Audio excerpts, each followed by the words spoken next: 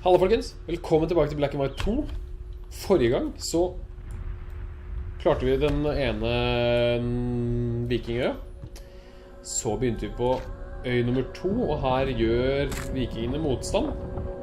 Derfor måtte vi bygge oss mur. Og vi er altså nå i gang med å bygge opp en imponerende by for å ta over andre settlements. Well done, leader. You have built an altar. Skal vi se. Og så må vi ha Disciple farmer. Vi trenger flere som lager mat. Disciple farmer.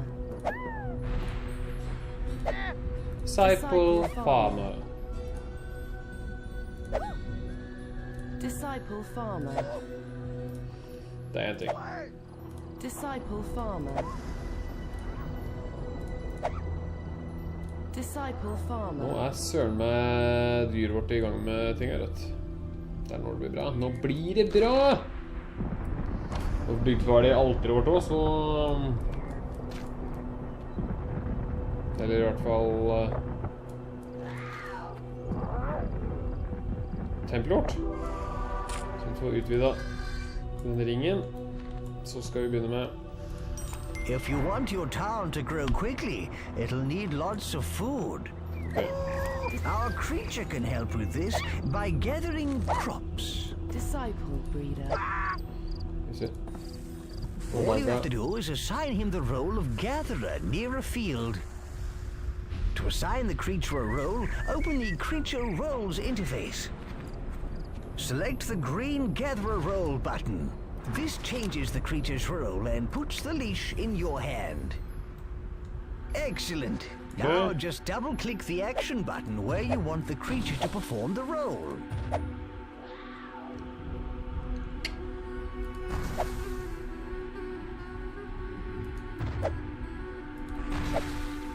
Smekker opp litt flere hus.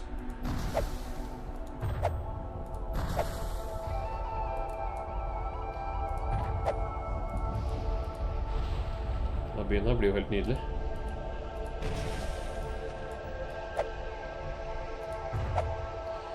Hvor fort klarer vi å få tatt over første settlementet fra vikingene?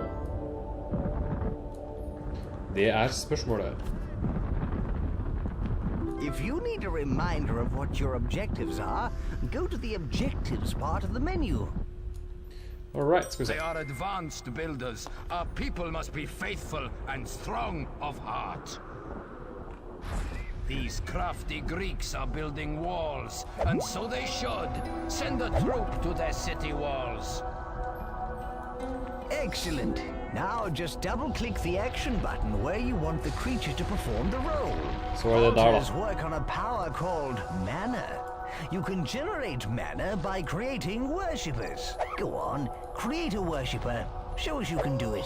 I cannot tolerate these Greeks. Now that we have a worshipper, the altar will generate mana. Of course, more worshippers mean more mana. Remember, miracles cost mana, and you need worshippers to generate mana. Simple. And get this, you can drop people straight into the altar to create mana too. You won't ever see him again, though. Oh, yes. You can also use your tribute to buy miracles. Miracles are a very powerful force, which can be used for good or for senseless, mindless, and glorious evil. This altar already has a water miracle. Try it on that field over there. Grab the miracle and just drop it on the field to water it. Watering? I was hoping for something more, well, fiery. Still, give it a try, boss. Se nå, vet du, det her er gøy. Nå, når jeg slår. You cast a water miracle. Well done, great one. Hvis vi vasker folk over, skjønner du? Water, water everywhere. How wonderful. How wonderful. Kan vi connecte? Ja. Vi begynner å få ganske mye pang. Så hva om vi I hvert fall kjøper oss I must find out what they den are skal jeg I hvert doing. fall ha. Og så synes jeg faktisk at vi burde kjøpe Prepare a oss force to destroy these Greek troops. noe som veldig gøy å ha jo tavernet. Det greit å ha. Og så kjøper vi lamper, for det koselig å ha. Og en fertility-statue. Alltid godt å ha litt å gå på.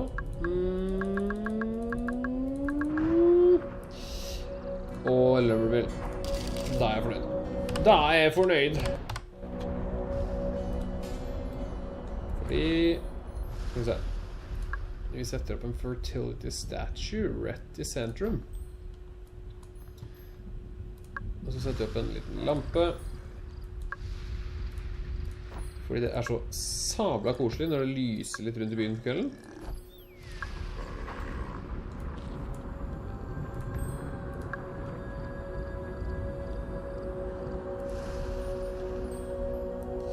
Og så mer har vi kjøpte. Vi kjøpte tavernet. Det kan vi sette opp. Det blir folk glad for å smekke opp Now her just borte. double-click the action button where you want the creature to perform the role. The population will be grateful now you've built them a tavern. Ha! They can build whatever they like. We will just tear it down. Han cocky, han der vikinglederen der, altså. Men det hans problem, det ikke mitt. Ja, hvor skal vi Har det kommet noen viking-forces, eller? How can the Aztecs rule this godless world while the Greeks still exist? Simple. They don't. Fordi jeg det som eier hele verden her. Her får det bli sånn der hyttefelt her. Look, those people are migrating. They want to live in our town. They're bringing all their worldly goods. Hooray! Turn that settlement into a military outpost. Build armies there for defense against these people. Okay. He's getting pretty jumpy. Something big's gonna happen. And that's why we need strong defenses. That's why we need to get building armies too. This is an outrage. Take the nearest settlement. We must stop this Greek invasion. Her beste questet I hele spillet. Nyt musikken. Nå kommer ikke jeg til å si noe. We need to finish our special brew. Throw this barrel to my brother over there so he can add his ingredient. Then throw it to my other brother on the next island. It needs to go to them all in turn until our brew is finished. God's price, the brew is finished. Lotion's brewing lotion, the barrel's here on the sand. Will me throw it to my brother on the other land.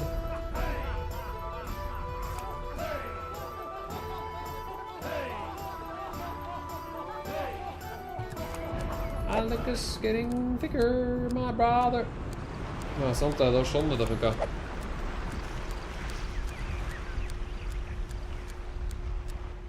Yeah!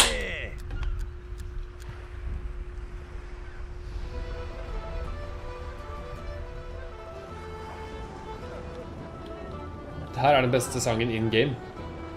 My brother's getting thicker, my brother's wanting it now. Could you throw it over? I really don't care how. Hey!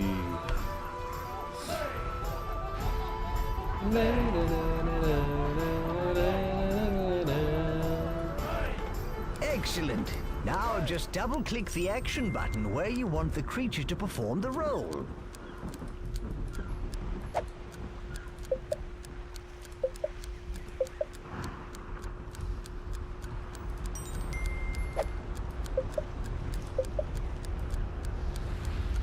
Shit!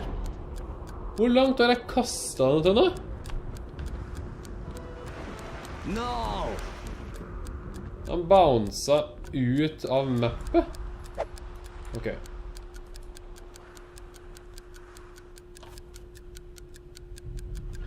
Alright.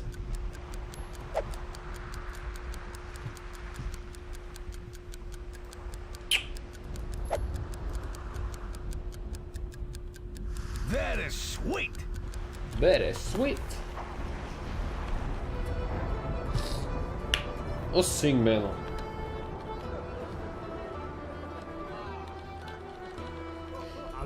Tasty snappy, it really hits the spot. Hurl it to my brother, using all the strength you got. Hey! Hey!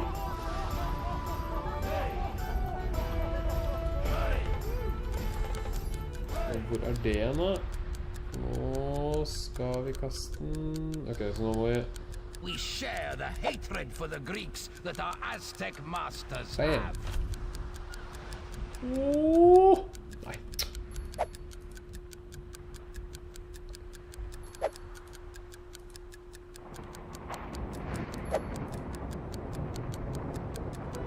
That is sweet. That is sweet. Praise be! Hey, The brew is finished! Let's drink it, lads! But first, a tribute to our benefactor. Et barnespill, det 12-årsgrense, tror jeg da, som handler om drikking og breathing og kriging og...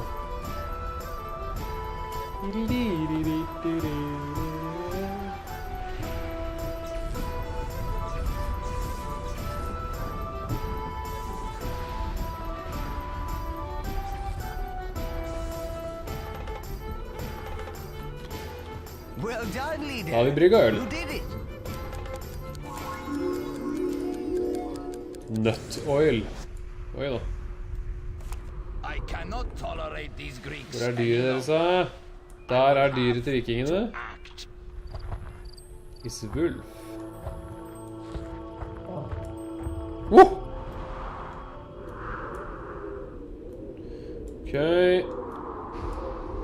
Og så det borte her, så et quest med noen dauinger til deg senere. Ja, nede her, så... Excellent. Now just double-click the action button where you want the Natta, creature så to det... perform the role.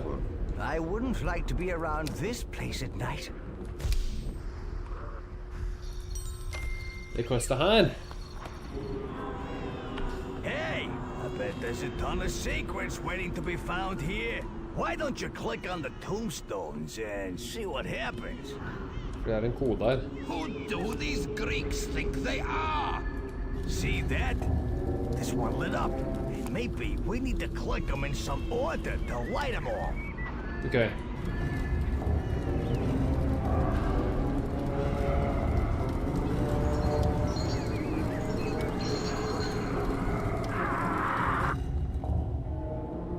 tror vi får en army med dauinger, hvis jeg ikke tar feil.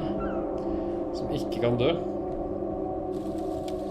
Det ganske heftig.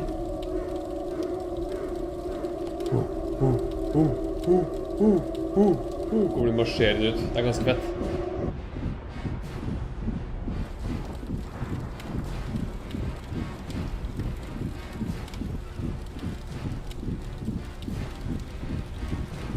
A legion of undead warriors.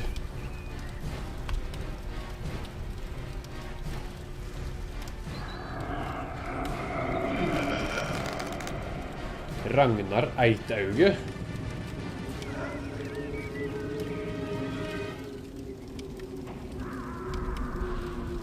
Whoa! Our own undead legion. We can wreak havoc with these guys. Og der bygget det seg en. Army is Hvorfor? coming. Get ready, men. War is upon us. Hvor disse These guttene? Greeks seem to thrive. Their numbers increase, but not for long. I'm depressed. To build an army, click and drag the army flag. So, the Greeks have recruited a platoon. Let's see how it fares against Norse iron. Ja, jeg tror vi skal klare det ganske fint, altså. Skal vi se, vi må ha et hus. We need more houses. The Aztecs want to rule. They need the Greeks destroyed. Sett ned huset da.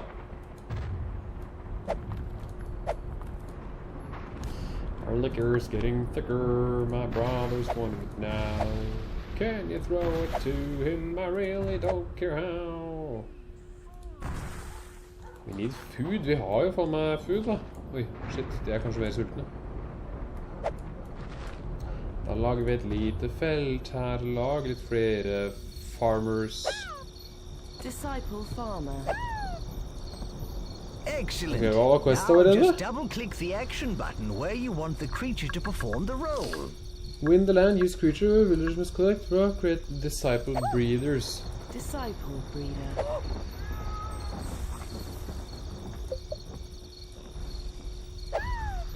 Disciple farmer. Jeg trenger flere disciple breeders da. Disciple breeder. I really don't care how. Disciple breeder. Alright, disciple worshippers må vi lage nå. Skal vi se, først så poppe ned på dette. Marvelous. Hey boys, I think our friend's just wet himself.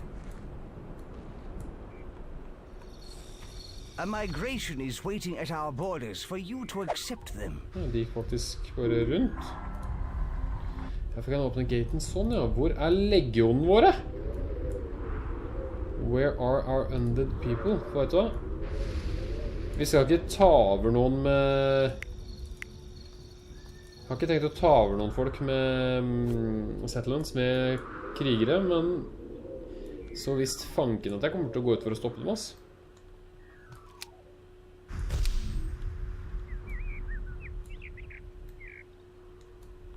I really don't care how. Er det fullt? Jeg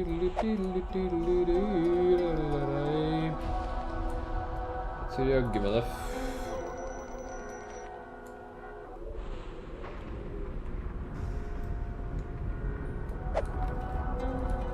Ok, nå er de i The krig. Greeks mock us with their very existence.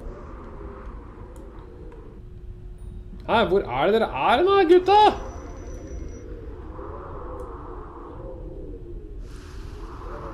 The pitiful survivors of the Aztec attack will not last long Nei, here. de er her, ja. Jeg har ikke tenkt å ta over noen. Let's go! Nå blir det krig. Nå blir det veldig krig. Så nå, det her er ganske fett ut. Bam, bam. Combat stirs the blood, don't it?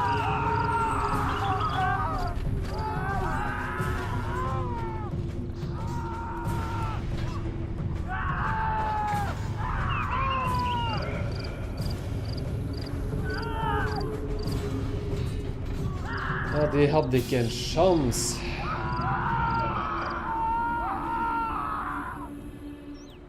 No, bring me news of Norse victory, not this!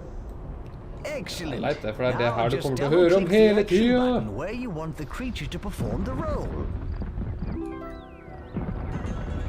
Åja. Jeg har ikke fullført det oppdraget med creature nå. What? Hvor er det da?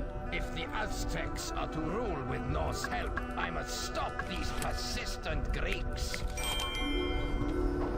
See the radius around the flag? The creature will gather resources from within that. Okay. He'll always carry out rolls inside the radius. He'll then put them in your storehouse. At the moment, your creature isn't a very good collector. He's not gathering much grain each time. Hva var det? This is because he's a level 1 gatherer. You could improve his performance in rolls by spending tribute. That way, he'll get much more efficient. Clever, eh? Your creature can also be a warrior, a builder, or an entertainer to keep the people amused. Builder creatures help with the construction of anything in the town. And being a warrior will make him serve as an army unit. Our creature is still small, and he's not a skilled warrior. You can use tribute to upgrade his warrior role, and he'll get way more lethal. Ja, jeg vet ikke helt... Or you can simply leave him in free will mode. He'll do whatever he wants, and whatever you've taught him. The last thing you need to know about roles is that they affect your creature's free will. Yes, the longer he remains in a role, the less free will he'll have. Leave him in a role for too long, and he'll become more like a machine than a pet. Using him in roles for a while is fine. And you can see how much free will he has by looking at this bar on the creature interface. To remove your creature from a role, click on the Free Will button. Now, why not play around with roles and stuff, boss? See if you can get a bigger town out of it. And remember, if you get attacked, make him a warrior. These Greeks build impressive cities. They are tempting our people. It must stop. Prepare a force to destroy these Greek troops. Prepare a force to destroy the Greek troops. Den eneste troppen vi har en gjeng med døvinger, og de kommer dere ikke til å få ødelagt noe særlig, så... Men... Da ser jeg at det har gått 20 minutter. Så da er episoden over. Likte du episoden? Husk å like, elsker den, subscribe og dere med vennene dine. Setter alltid pris på nye subscribers. Og så ses vi i neste episode av AwesomeViking spiller Black and White 2. AwesomeViking, ut!